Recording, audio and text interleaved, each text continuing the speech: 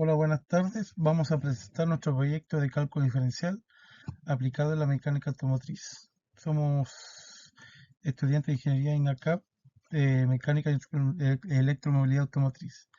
Mi nombre es Miguel Ojeda, con mi compañero Matías Parra.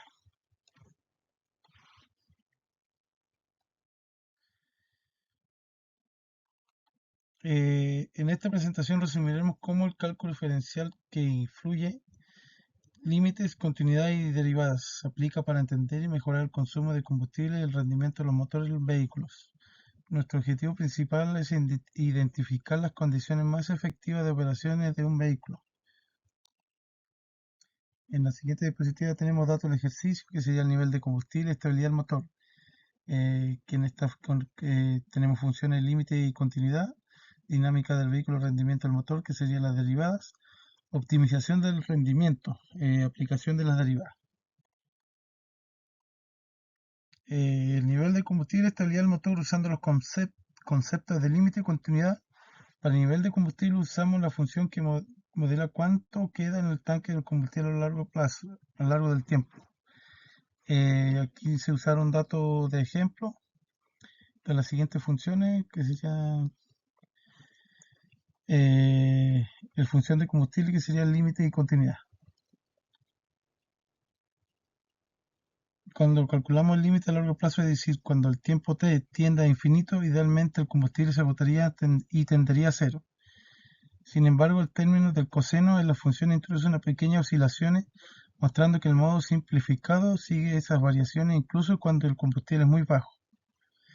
Para el límite inicial, cuando el tiempo t tiende a cero, el nivel de combustible es aproximadamente 50.5 litros, que representa la carga inicial del tanque.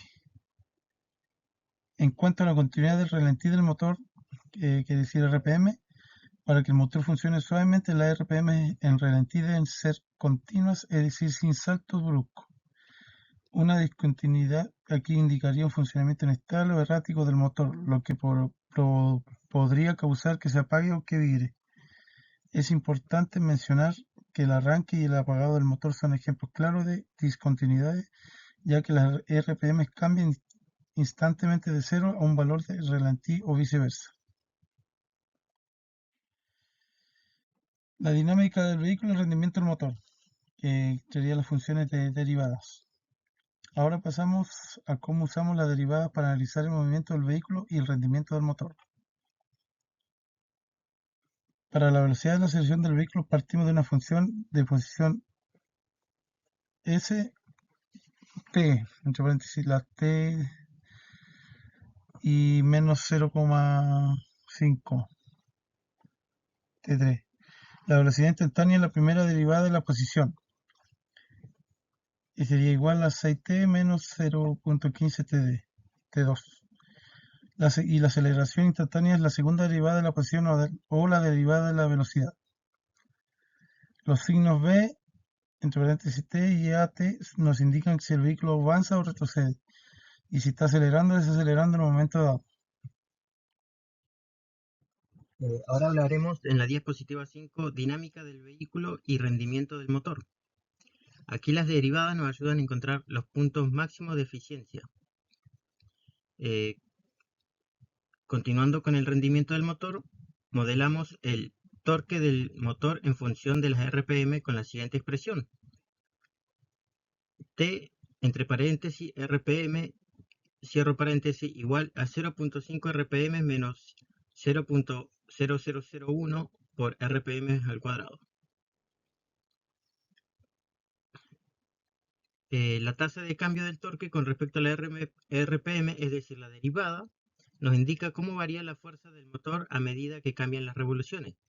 Finalmente, la potencia del motor se deriva de este torque y las RPM y la modelamos como P, entre paréntesis RPM, igual a 0.5 por RPM 2. La tasa de cambio de la potencia nos muestra cómo varía la capacidad de trabajo del motor con las RPM.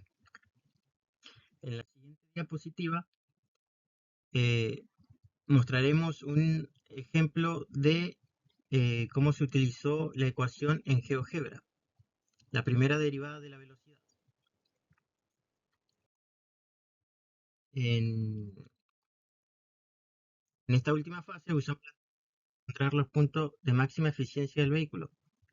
Primero, minimizamos el consumo, depende de la velocidad del consumo. Calculamos la primera derivada, en esta función igualando a cero, encontramos la velocidad óptima para el consumo, que es aproximadamente 79,37 km por hora. La segunda derivada confirma este punto, es de hecho un mínimo. Encontrar esta velocidad es clave para lograr una conducción eficiente y para ahorrar combustible. También podemos usar las tasas de cambio relacionadas, por ejemplo, en el frenado. Si la distancia de frenado t relaciona con la velocidad, podemos determinar que cambia la distancia de frenado con el tiempo.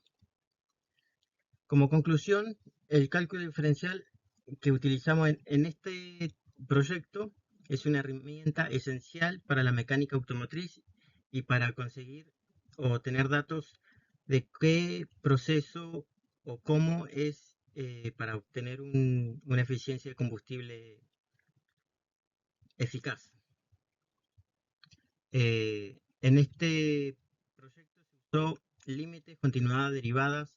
También podemos identificar puntos críticos, condiciones óptimas de operaciones, lo que es fundamental para el diseño de los motores y eficiencia de los mismos. Aparte hemos usado el GeoGebra, que son muy útiles para visualizar el tema de ecuaciones a través del paso del tiempo. Como objetivo, este proyecto quiere hacer comprender estos conceptos y visualizarlo a través de herramientas.